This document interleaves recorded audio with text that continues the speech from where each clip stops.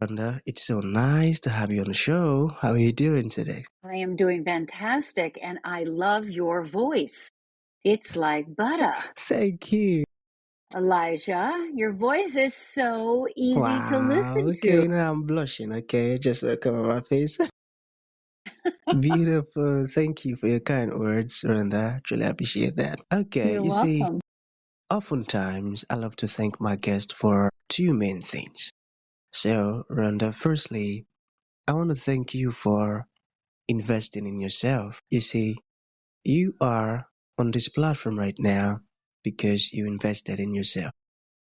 And oftentimes, Rhonda, I love to make reference to the amazing mango tree. You see, some months back, I was on a particular road, and just by the roadside, there was this tall, unattractive mango tree. And I use the word unattractive because the mango tree's got no mangoes on it, and the leaves were all dry, and I just walked past it. But you see, Rhonda, just recently, I was on that same road, and this time around, a lot's changed about the tree. The beautiful tree caught my attention pretty good from a distance, and immediately I got the urge to move close to the tree to have a good look. And when I did, Rhonda, it wowed me because now the mango tree's got a lot of mangoes on it, beautiful green leaves and healthy branches. It was a beautiful moment that day. And it wasn't just mangoes, but ripe mangoes was so beautiful. And I was standing there, staring at the tree and the fruit. It was amazing. And now my point is the fact that you dedicated your time, energy, and resources to becoming the amazing person that you are today, that alone has made it impossible for me to skip you. And that's why you see you got the request from me to be on the show because I was attracted to the fruit of all that you're doing. You see, it's amazing. Yeah. And I said to myself before I sent the request to you, I said, I've got to benefit from Rhonda's story, insight, and work. And not only me, even the audience too. So what do we do then? Let me send that request, of which I did. And secondly, thank you for saying yes to the invite.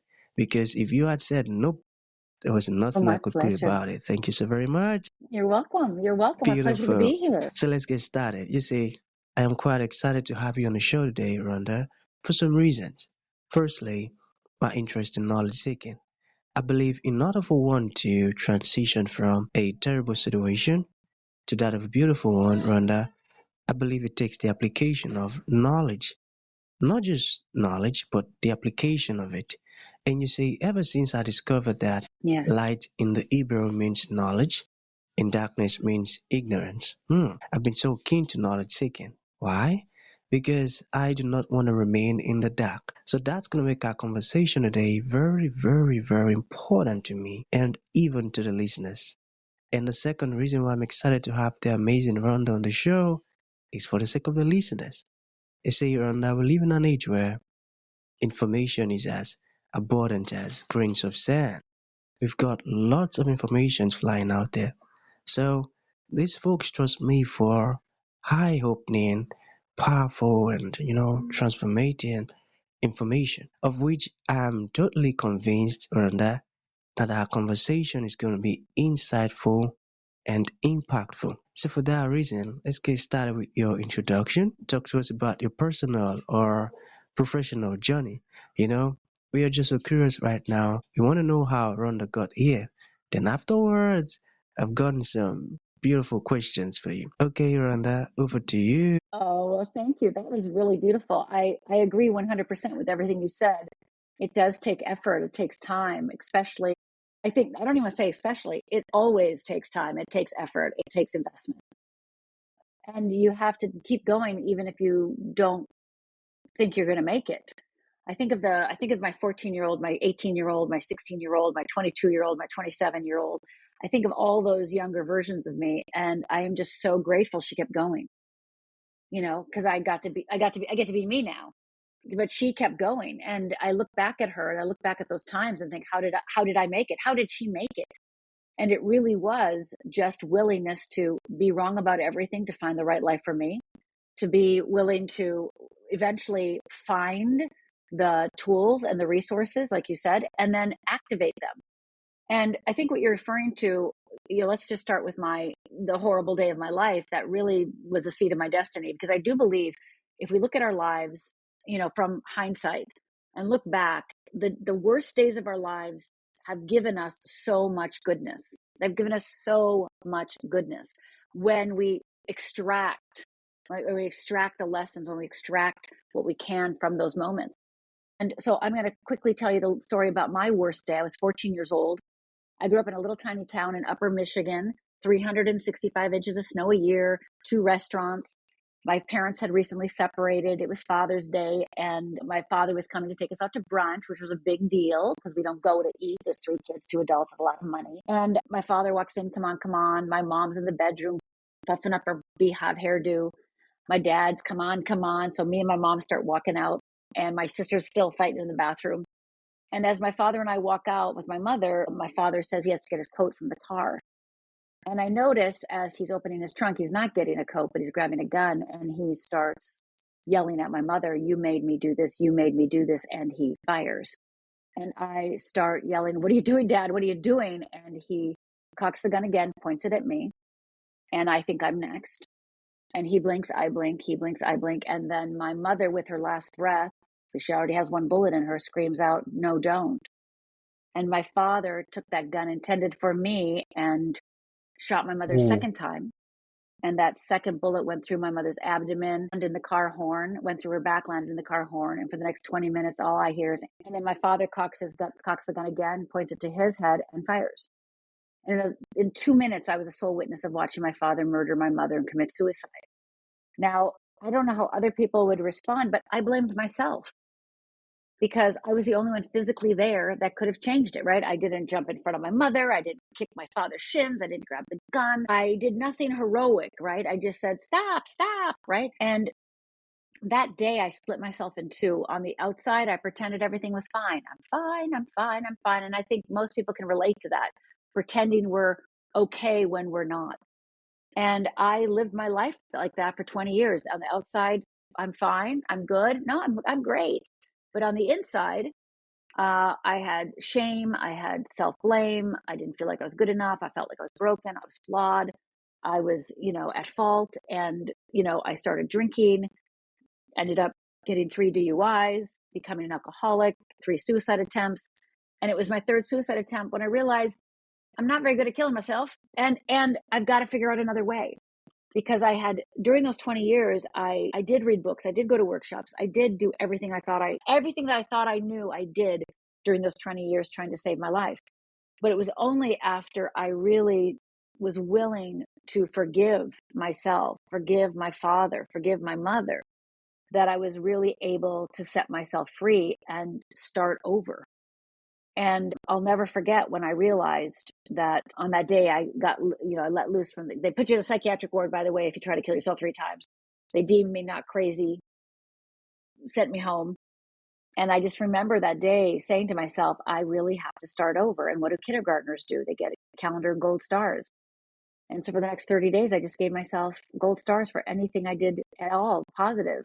And we're talking about getting angry and not breaking anything. That's where I was, just like the very small, little, tiny shifts. And that was the beginning of my turn from living as somebody running from her past, somebody trying to get over her past, trying to pretend my past didn't matter, and starting to live an authentic, present filled life. So, that's what fearless living really is all about, is are you willing to look at your life and look at yourself and ask yourself, okay, wait a minute. I tell myself I'm fearless, but am I really? Or how much is my past am I dragging into my present, polluting my future? amazing. And I want to paraphrase. When you drag your past into your present, you pollute your future. Rhonda said that. I got that. And you see, your story is really, really touching. And I tell you, you've actually gone through a lot. But the good news is, here you are, standing strong, and your work is impacting lives. And that's actually the beautiful part of it. You see, not allowing the tough times and the hell and high water period to overthrow you. But you say you overcame it and you're standing strong. That's amazing. Because I believe there are some folks who haven't even gone through half of what you've went through that have given up on life and they do not want to try again. Say, but getting to listen to your story, Yes. Rhonda, Yes. Well, yeah, yes. I believe Yes. it will inspire them to want to try again and not give up on life. That's why I'm very, very excited that you Yeah. shared your story with us because it is very inspiring. So I'm gonna pick the first question from talking about confidence, alright? So how can one build confidence and unleash one's purpose? Can you talk to us about that? Sure. Confidence, one of the things that people come up to me all the time and go, well, Rhonda, I would do that if I had more confidence, right? I would take that job, or I'd, marry that girl, or I'd lose weight, or I'd whatever they want to make happen, right? They normally say to me, if I had more confidence, I could do that. Well, let's clean that up for good, which is confidence is a result. It is not the first step. It is actually the result of taking risks. So you are only going to get confidence if you risk. So that means you must risk even though you're freaking out, even though you're afraid, even though you don't believe in yourself, even though you wonder, like, am I going to make it? Right? Even then, even in that moment, you must decide to go for it. Now, this will help you. What I'm about to say is going to help you because most of the things that we think are wrong with us are character flaws, right? Like what we point to. Oh, I'm not good enough. I have low self-esteem. Oh, I got imposter syndrome. Oh, I people please. Oh, A, B, and C. Whatever we say we do that we haven't been able to get over and we hate ourselves for and we wish we could change. All of those things, and I really want everyone to listen up, is they're not character flaws. They're symptoms of fear. And we all have. I have fear. Elijah, you have fear. We all have what I call the wheel of fear. And the wheel of fear keeps us spinning around, having us believe the lies that we've told ourselves or we've been told, and that has set us up to keep spinning instead of what I advocate, which is getting off the wheel of fear and getting onto the wheel of freedom. So I just want to go back to the concept of the things that you think are wrong with you, the things that you think you do poorly, the things that you blame yourself for are really symptoms of fear. There is a fear underneath. There's a core fear that is causing those behaviors. You don't procrastinate if you didn't have fear. You wouldn't people please if you didn't have fear. You wouldn't get overwhelmed if you didn't have fear. You wouldn't compare if you didn't have fear. You wouldn't judge if you didn't have fear. So all the things that we look at ourselves for and go, why am I like this? What's wrong with me? Why am I like this? Why? I wish I was somebody else. I wish I could change my behavior. I wish I could A, B, or C. Well, all of those things are not who you are. Those are just symptoms of the fear that's perpetrating within your life because you haven't sussed it out, so to speak. You haven't seen it for what it is. And I didn't see it for what it is either until I was like 20 years into my journey and discovered the wheel of fear. And when I did, the shame melted away, the guilt melted away, the blame melted away. I was like, oh, you mean I'm not, broken? You mean I'm not good enough? What? It's fear telling me this? Yes, fear is lying to you. And fear knows everything you know. As smart as you are, educated as you are, spiritual as you are, it knows everything you know. And it uses all of that knowledge against you to keep you safe. What is safe in the eyes of fear? The same. Stuck, because it's the only way fear knows to keep you alive. Because fear, if you're alive right now, fear's done a great job because it's like, yeah, I kept her alive. I kept him alive. I'm amazing. And it doesn't want you to go risking because it can't guarantee your safety. So there's no difference between physical fear and emotional fear. And so whether it's a physical fear, you want to jump out of a plane, or an emotional fear, you want to jump into a business, jump into life, jump into a relationship, it's the same. The body, brain, and heart think it's the same. So once you start seeing the things that you blame yourself for, the things that you shame yourself for, the things that you've taken on as your flaws, and start going, wait a minute, you mean that's not who I really am? No, it's not who you really are. You mean that's because I have fear? Yeah, that's because you have fear. well, then I'm wrong to have fear. No, everybody has fear. It's how we're wired. Our neurobiology, we are wired for fear. We are literally wired for it. So it is not your fault that you have fear. It is part of who we are as human beings. So we get to, together, you and I, we get to say, wait a minute. You mean if I can see my wheel of fear and I can see that it's not me, then I have hope. Yeah, you not only have hope, you have the freedom to make different choices because you're no longer going to be afraid to do something that's scary, because now you're going to see that it's fear telling you not to do it, not your authentic nature, not your essence, not the spirit within, not your light. That's not telling you that fear is telling you to do the smallness, hide, don't share yourself. Freedom, your authentic nature, we are expressive beings. We are here to express ourselves. We're here to share. We're here to be a light. And that is the part of you that's saying, come on, let's go over here and risk. The wheel of fear is telling you, no, don't. Well, don't listen to fear. Fear does not have your best interest at heart. Instead, make a choice and really move into freedom to be your true nature. Once you understand that it's not you, it's fear, game over. Beautiful. You see, I'm listening to you with all of my mind, in all of my heart, in all of my being. I tell you, the part you said, fear wants to keep us safe. And what is That's safe right. in the sight of fear? It is keeping you the same person, stuck. Oh man, that That's got right. me. In the That's right. part where you also mentioned you procrastinate because of fear. Wow, I That's right. got there. And now I see why you're just so good at what you do. You've got some incredible insights on that. Well, Thank thank you. you for sharing this invaluable stuff with us because we didn't pay a dime and you're giving us this, fantastic stuff. Thank you.